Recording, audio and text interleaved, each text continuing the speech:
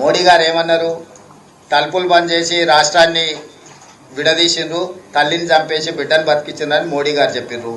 వాళ్ళ నాయకుడే ఆ విధంగా చెప్పినాక తేజస్వి సూర్య ఇంకేం చెప్తాడు?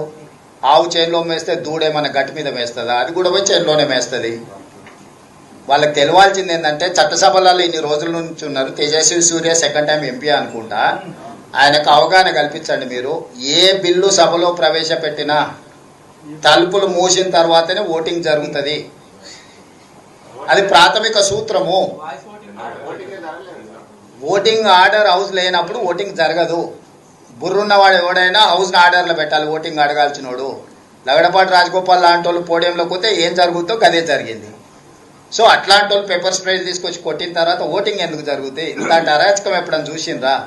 అరాచకానికి తగ్గట్టు రోగానికి తగ్గ మంది ఇస్తారు. ఎప్పుడైనా రోగం ఎట్లుంటే మందు అట్లుంటది.